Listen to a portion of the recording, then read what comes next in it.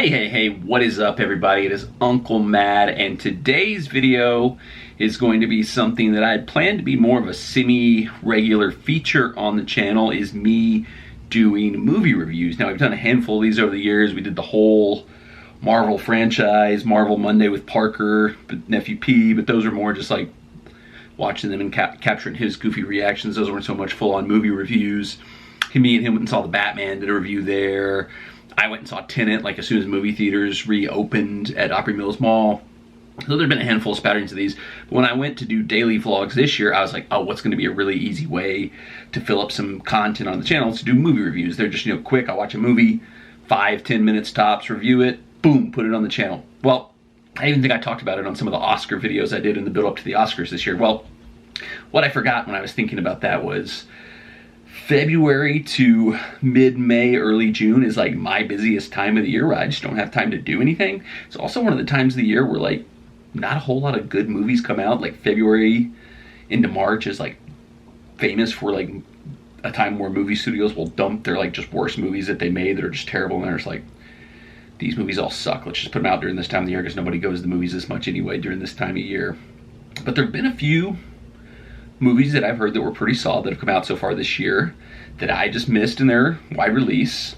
Today, I was off work, sat and did a triple header of movies, all horror themed randomly, just happened to be able to watch all those on various streaming services. So I got my Horror Nights shirt on to celebrate. We're going to review Scream 6, Knock at the Cabin, I want to say Knock at the Cabin Door, but I think it's just Knock at the Cabin, and M3GAN. Three very different movies, but all kind of in the same genre, same theme. So this video's got 3 videos in one, 3 movie reviews. You get to see them all. You get to get all my thoughts. If you haven't seen these movies yet, this is your chance to find out if they're worth your time. If you have seen these movies, this is your chance to see if we agree on how they went, if they were good movies or not good movies. Stick around. We're starting with Scream Part 6. Forgot one thing. Before we jump into the specific film-by-film reviews, I'm going to do quick, just try to be spoiler-free reviews of all 3 in a row, just because I know, if you haven't seen the movies, obviously you don't want to know spoilers, but I don't think I'm good enough at articulating, oh, this movie had just the cinematography, the illusions, the art of it, to be able to just do, like, reviews without spoiling things. I can only like look at this happened in this movie and it was stupid, it should not have happened, like Andy on The Office as a food reviewer. This muffin tastes good. I need to be able to talk about the movie to really review it, so I'm going to give quick just how many stars I give it, is it worth your time, just a quick little tidbit right here. So Scream 6, starting with that one, I'll probably give it 3 stars.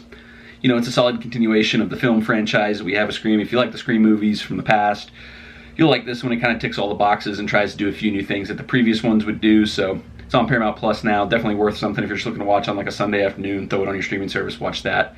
Perfectly fine way to spend a Sunday. Or any day. Like today, I just had time, so I watched it. Knock at the Cabin. This was awesome. Return to form for M. Night Shyamalan.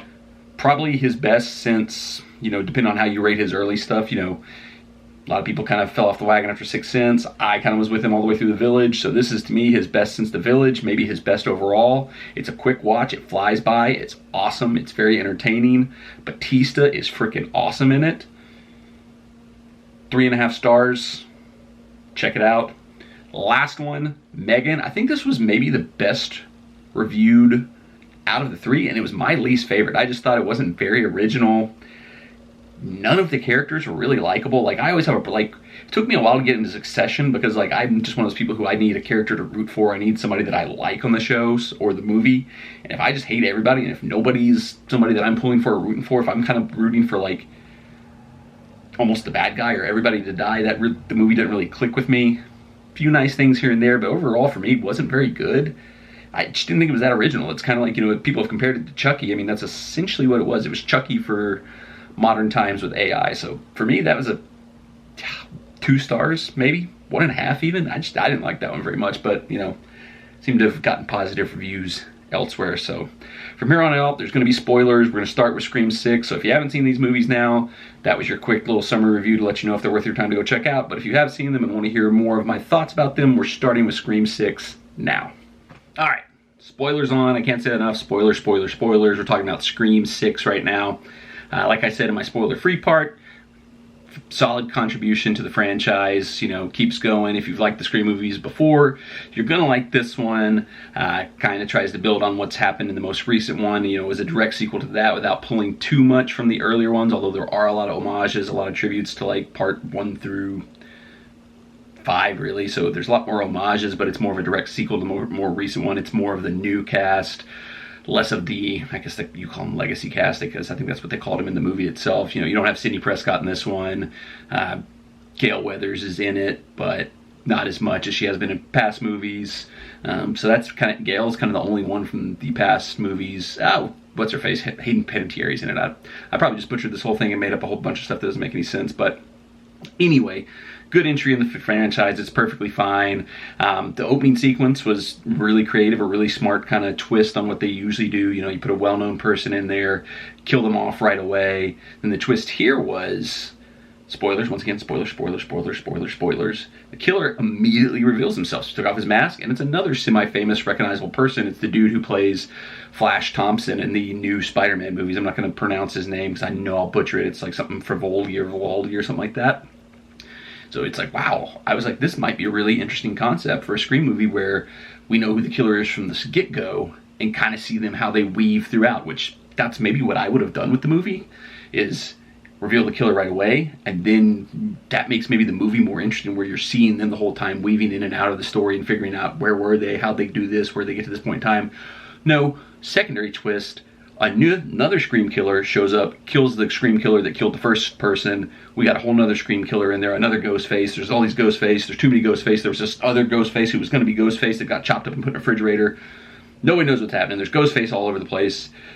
This world would be a scary world to live in because just there's way too many people that copycat Ghostface. By my count, I think after the end of this movie, there will have been 12 different people who acted as Ghostface. That's way too many people who just see this happen and go, let's go out and just freaking kill people. Like, all these people who have been through all the attacks, I don't know how they live their life. Like, I would just be like, I'm going to live on a mountain somewhere where nobody can ever find me again. I'm just never going to be a part of society again, because if I live in society at any point in time, somebody's going to decide to be the new Ghostface and come try to kill me.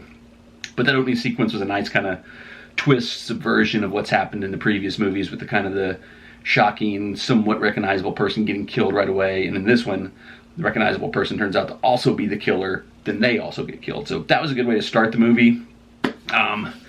Going beyond that, the biggest thing that kind of hit me with this movie was, you know, everything was fine going throughout it. It's your standard kind of run of kills, twists. You know, they're trying to get from one place to another. It was a little probably too long overall. Like it kept just going a little bit too long. A couple too many attacks. Maybe could have moved to the like final act a little bit quicker. Didn't really do a good job in this one of kind of like throwing you off the scent or setting you up for who it might be, because like there was kind of like one obvious candidate and they kind of sort of washed him away pretty early, but at the same time you could kind of be like, well, there could be more than one or two Ghostface killers, so it doesn't really matter if this person had an alibi. And that person turned out to be one of the killers, but turned out to be for a completely different reason. The motivation of why the people that were killers was more of the quote-unquote surprise than who the killers actually were.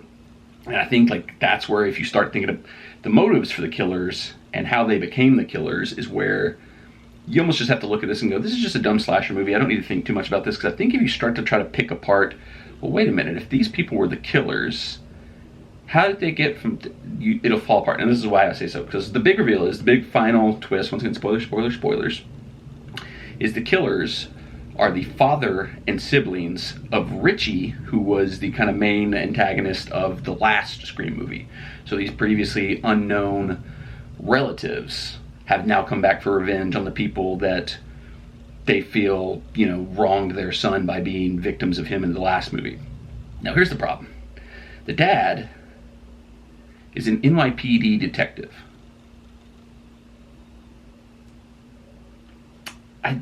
How do you get that under a false identity? Or did he change, or did his son have a different identity? Whose identity was different? How did he get this job with the NYPD under false pretenses, under a false identity? I mean, I know we're like, you know, it's, that part doesn't make much sense.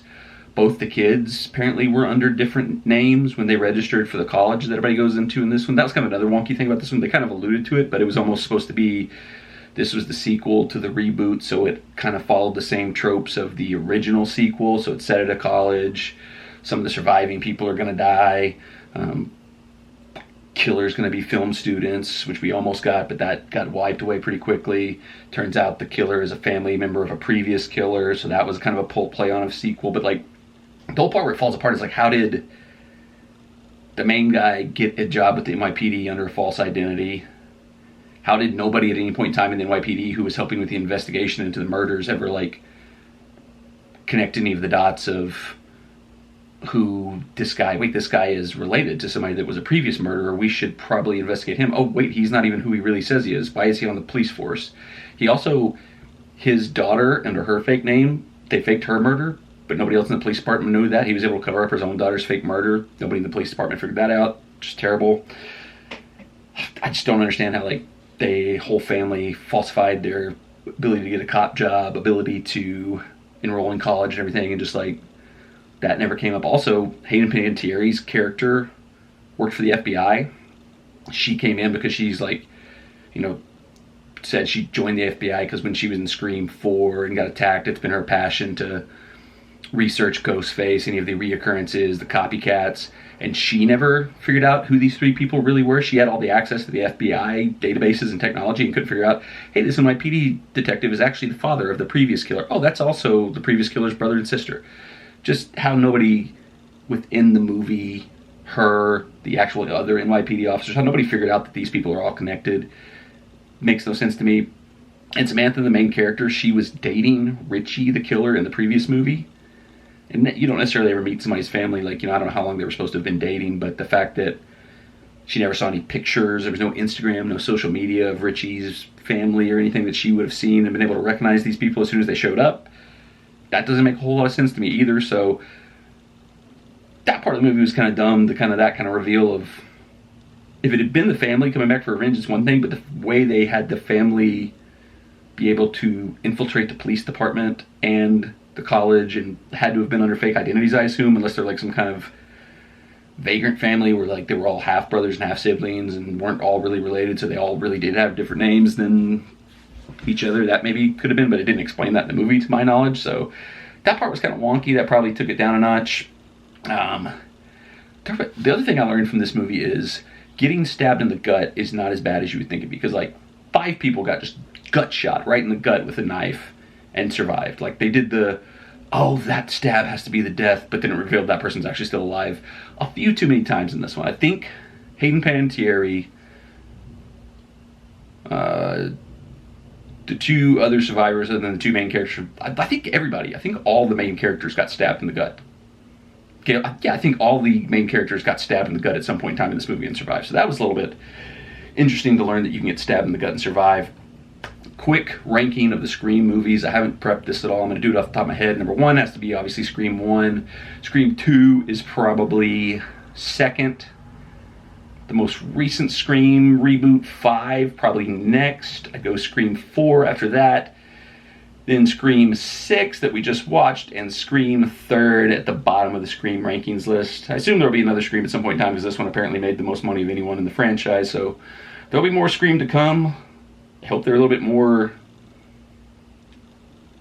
built the backstory a little bit better for the killers, if they're going to do some kind of main twist that connects everybody together than just, oh, that NYPD officer is somehow also really the father of this guy, but nobody else was able to figure that out when they hired him at the NYPD.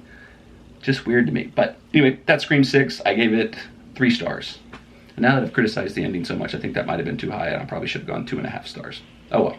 Alright, Knock at the Cabin. Just quick fire thoughts on this one. This movie was awesome, especially if you like old school M. Night Shyamalan. This had like a lot of the tension and like wasn't necessarily directly scary, but just the tension in it. You could feel it throughout the whole movie, and it just felt like it moved at such a quick pace. Like it was like I think it was an hour and 40-minute movie, and it flew by. I felt like watching an episode of TV more than watching a movie. Batista was incredible in it. This is my crazy prediction.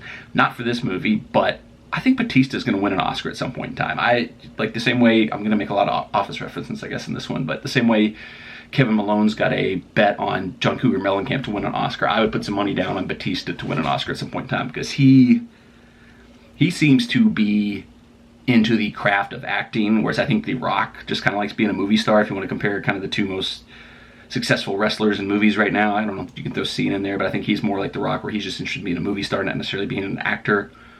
Well, he's really good in Peacemaker, so I don't know, maybe don't throw him in the same boat as The Rock. But think he's going to win an Oscar at some point. That's my wild prediction coming out of this movie is Batista's going to win an Oscar. I'm a full-fledged member now of the Jonathan Goff hive. We should just cast him in everything. He probably needs to be like a villain in a Marvel movie at some point in time coming up because he's just got that perfect ability to be like both an a-hole but also like a super nice guy. Mindhunter, Hamilton, now this. I'm in on anything he does.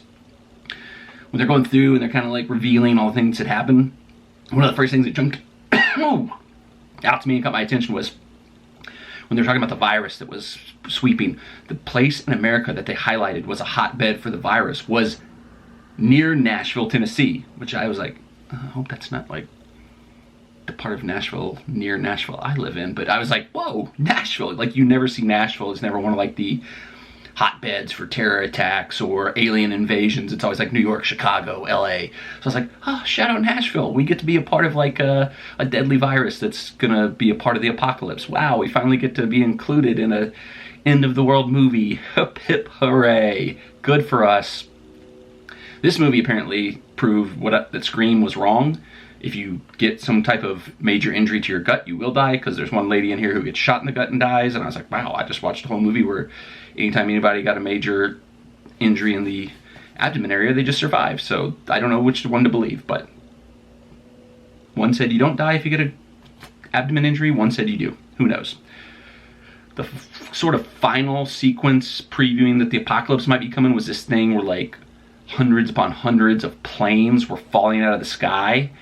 And that really kind of hit home with me because I've always, I don't know how long I've been having it, but I've had this reoccurring dream for like forever where I'm just like out and about or I'm doing whatever and planes start falling out of the sky. So I was like, Nashville's getting a virus. Planes are falling out of the sky. That's my recurring dream. This movie's hitting too close to home. Am I getting visions of the apocalypse to come? Is this like a message directly to me? I'm overthinking it now, and now I'm getting a little scared. Let's move on. That started to terrify me when I started to connect the dots that Nashville's in the movie. Planes fall down. Yeah, I don't know. Yikes. Yeah, and so, you know, the whole movie, if you know M. Night Shyamalan, you're kind of, I'm trying to get through this part. I'm trying to get past that scary part that I just did. You know there's going to be some type of twist to the movie. That's kind of like what he made his name on, especially in his early films, is that there was going to be a twist, there was going to be a twist, there was going to be a twist. And I'd say the twist of this one is almost that there's not a twist. You're expecting there's some kind of wrinkle, because basically if you don't know what the plot of the movie is, you probably shouldn't have watched this, talk too much about it, but Batista and his crew show up at this cabin. They tell Jonathan Goff, his husband, and their adopted daughter, one of them is going to have to sacrifice himself or the apocalypse is going to happen. And so the whole time you're thinking, well, there has to be a twist to that. That can't be really what's going to happen. There has to be some kind of, they're not what they say they are. There's something else going on. Yatta hey. There's going to be some kind of twist to all this. But I guess the twist of the movie was there was no twist. They were telling the truth the whole time. One of those family members really had to sacrifice themselves to stop the apocalypse. They ultimately did. The apocalypse apparently stopped. So you're looking for the twist, you're waiting for the twist, you're waiting for the twist, and all of a sudden the twist is, there isn't a twist. Everybody's telling the truth the whole time. And I was like, kind of like how Scream subverted the kind of tradition thing they've done at the start of the movies.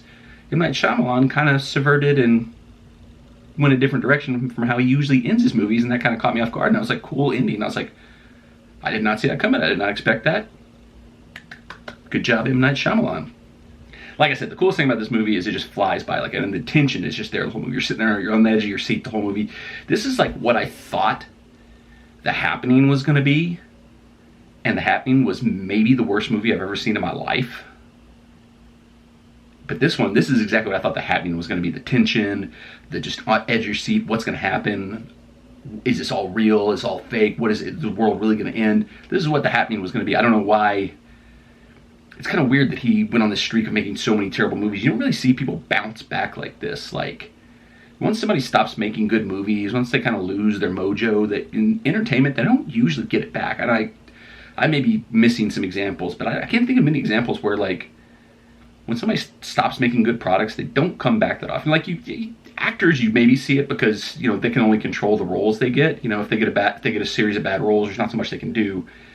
With like directors, when they're the ones making the movie, they don't seem to be the ones who are able to get their mojo back once they get back. But with this one, M. Night Shyamalan did, because this is like by far the best movie he's had since The Village. And I know a lot of people don't like The Village. I did like The Village.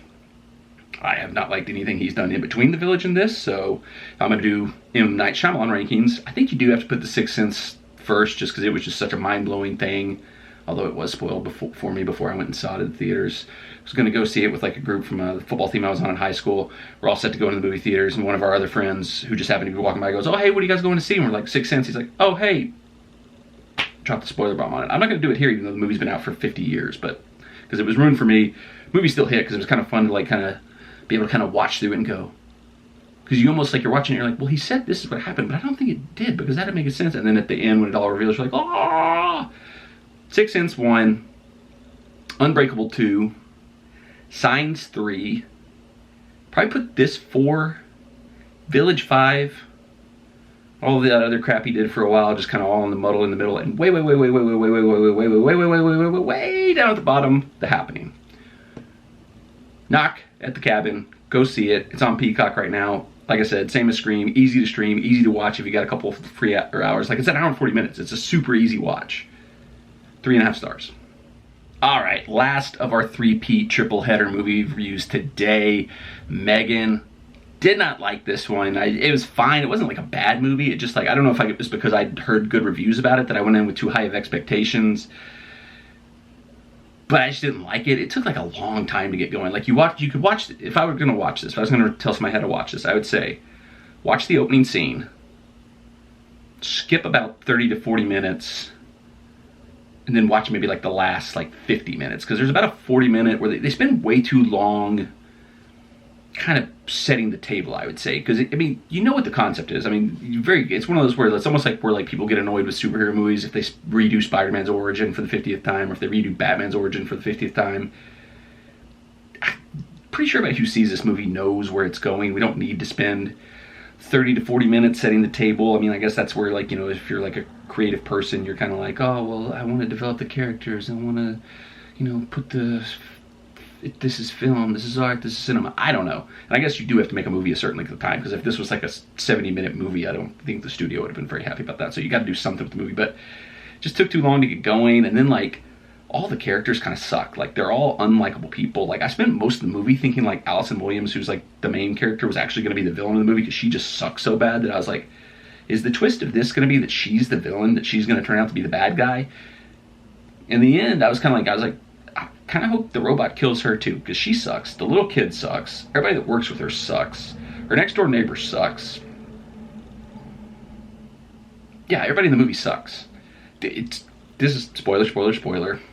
It got off to the wrong start when the first evil thing that the robot does is there was a mean neighbor dog with a mean, annoying neighbor lady.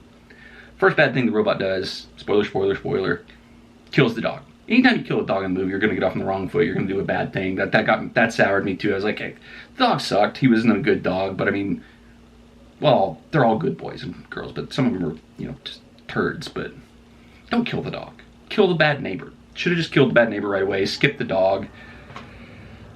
Killed him. There was an annoying kid. 2 annoying kids. Everybody in the movie sucked. That's just the problem with movies. I didn't like any of the characters. They were all annoying. They all sucked. I wanted them all to die. The robot was weird and kind of sucked too, so, you know, ending should have been just the house blew up and everybody in it died, and that's how the movie ended. So not a whole lot to say on that one. I just didn't like it. I didn't like the characters. Like, you know, it's an easy concept. It's a reasonable concept. I think there's a good movie in there, but somebody in the movie should have been more likable. There should have been somebody that you were rooting for, because Allison Williams, so her sister dies. She takes in her niece. And then she immediately just starts exploiting her niece to advance her career, to use this toy robot she's built that's bonded with her daughter to help her career. She really didn't want anything to do with the daughter. She basically designs the robot to be able to take the girls off her hands so the robot can raise the girl and she can just keep doing her work. So she just sucks the whole movie. And she's supposed to be the protagonist. And then very late in the movie, like the last 5 minutes, she's like, I've been wrong about this the whole time. And her and the little girl finally have a bonding moment where it's like, we're going to be a real family now, and I'm going to be the mom you need. It's like, no, we've just wasted like an hour and 10 minutes with you being an awful human being, just disregarding this child, turning the child into an awful person, because the child was okay at first, and then she got annoyed because of the way Allison was treating her and passing her off to this stupid robot. I don't want to rant and rave on this movie anymore. I thought it sucked. I thought it was no good. 2 stars, and that's being generous.